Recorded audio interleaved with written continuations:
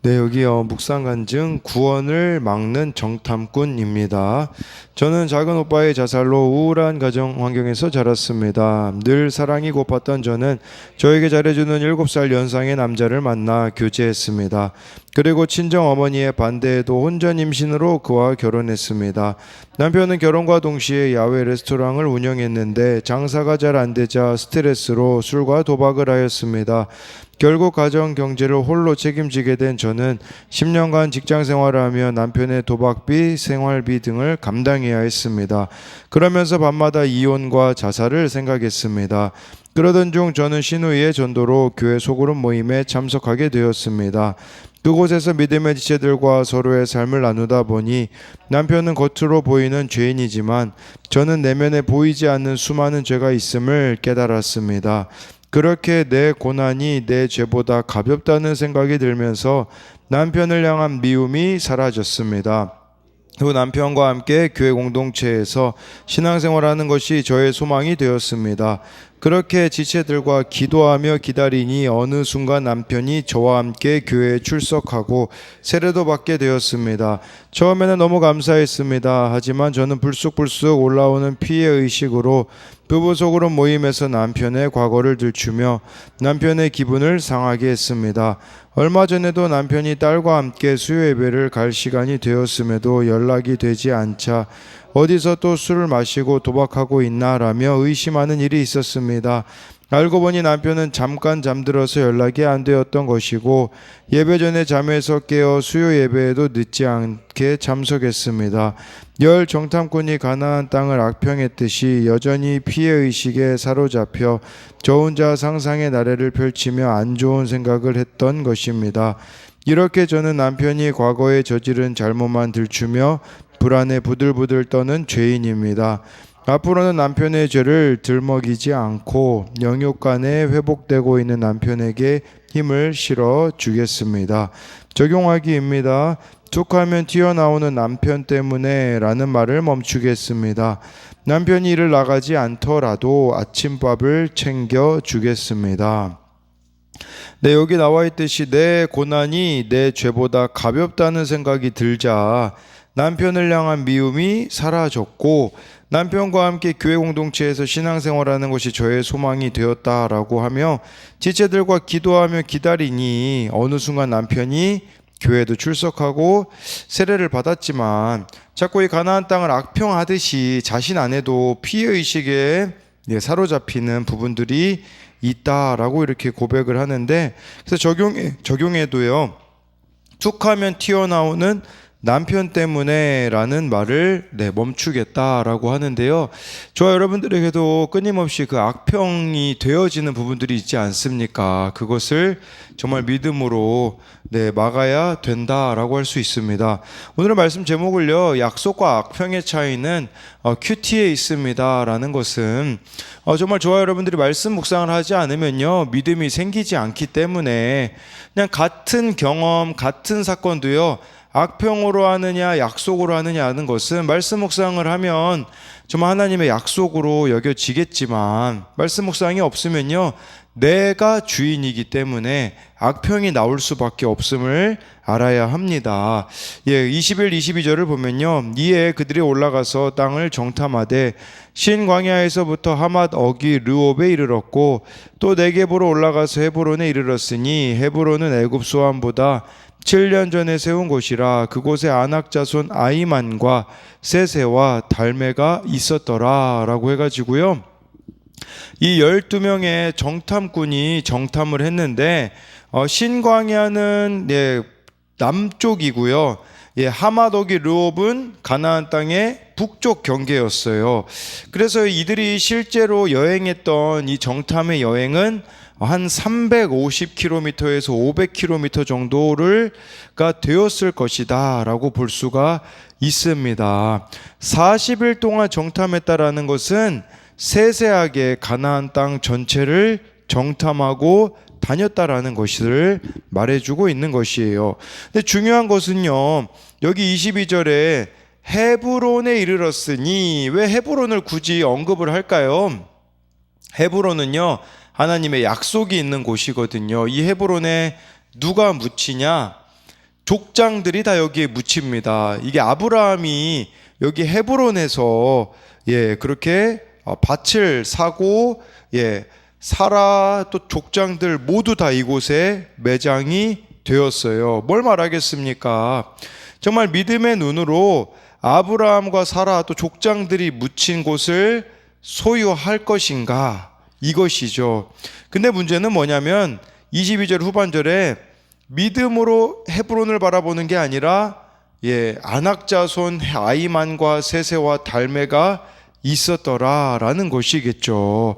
그러니까 믿음의 눈으로 이것은 아브라함과 그 조상들이 정말 묻힌 곳이기 때문에 가능해라고 말하는 게 아니라 그냥 현실을 너무 크게 보는 거예요. 현실만 크게 보면서 안 된다고 말하고 부정적으로 바라보게 만드는 아이만 세세 달메가 있다라는 것이에요. 저와 여러분들이 약속하신 하나님을 믿지 못하면요, 눈에 보이는 장애물의 시선을 빼앗기게 된다라는 거예요.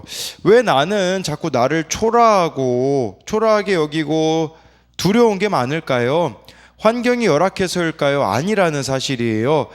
약속하신 하나님의 말씀을 믿지 못하기 때문에 두렵고 내 자신을 초라하게 여긴다라는 거예요.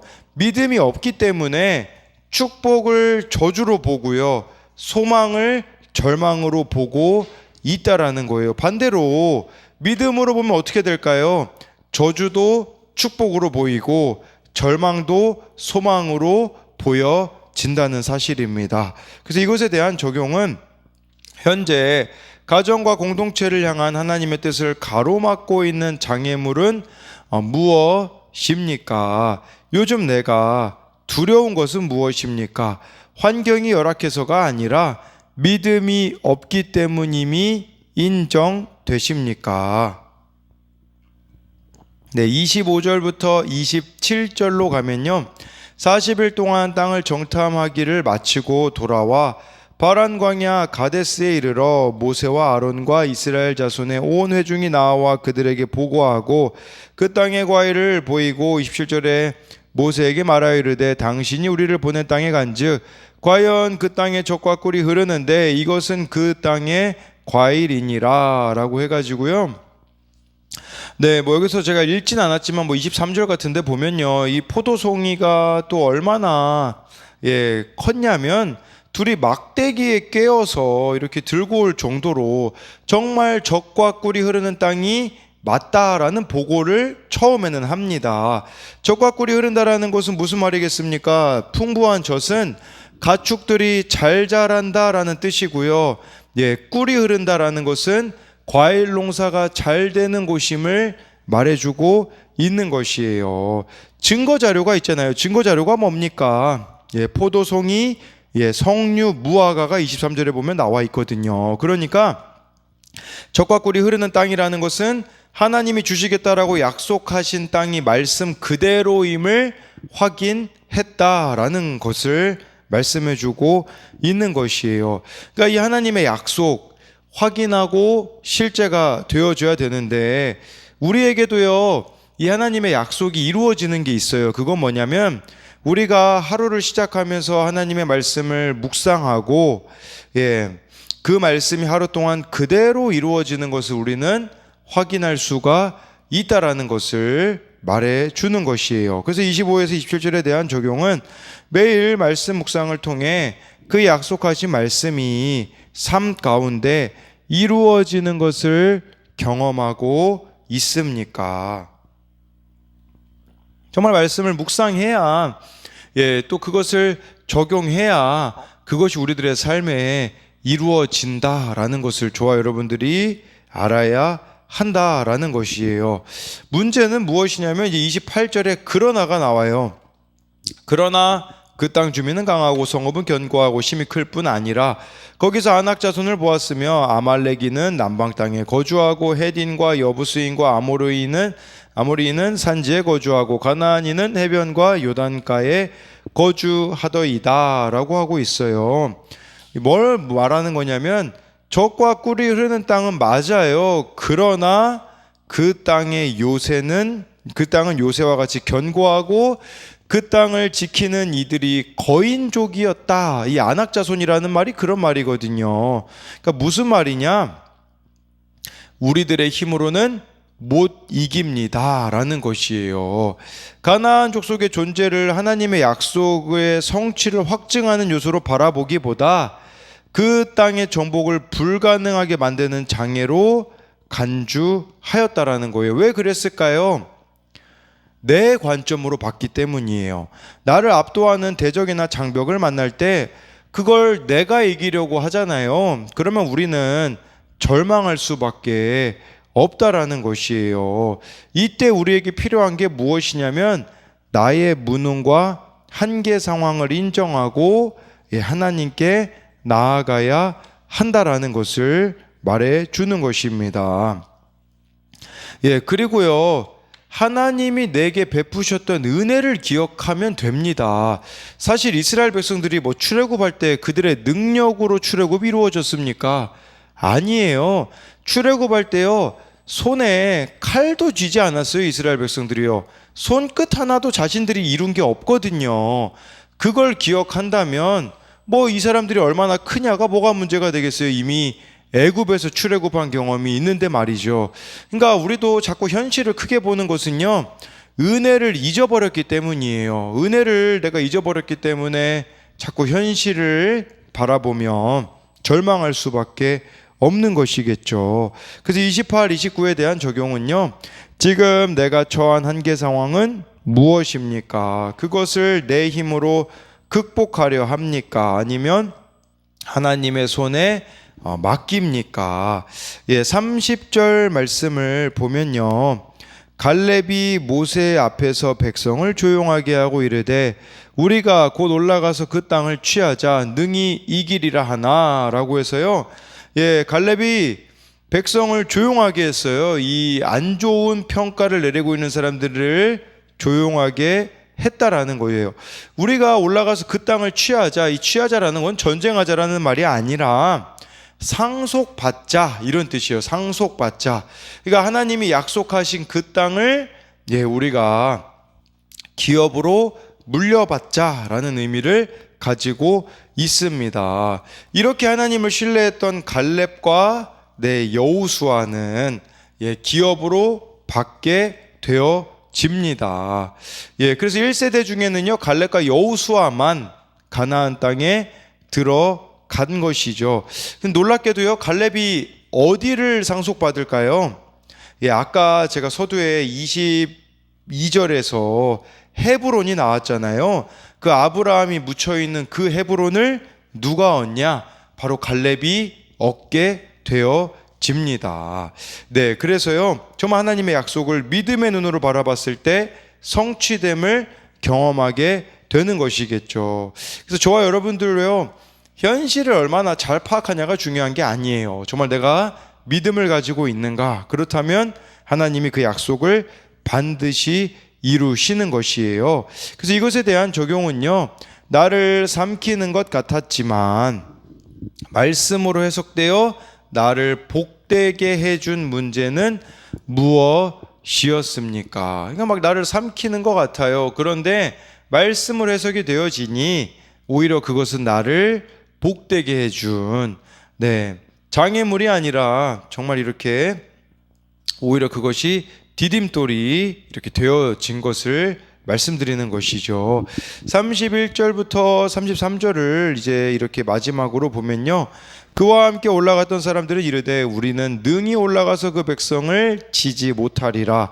그들은 우리보다 강하니라 하고 이스라엘 자손 앞에서 그 정탐한 땅을 악평하여 이르되 우리가 두루다니며 정탐한 땅은 그 거주민을 삼키는 땅이요 거기서 본 모든 백성은 신장이 장대한 자들이며 거기서 네피림 후손인 아낙 자손의 거인들을 보았나니 우리는 스스로 보기에도 메뚜기 같으니 그들이 보기에도 그와 같았을 것이니라. 31절에요. 그들은 우리보다 강하다라고 말하는 것은요, 우리는 그들을 이길 수 없다라는 것은 자꾸 자기를 바라보고 있음을 말해주는 거예요.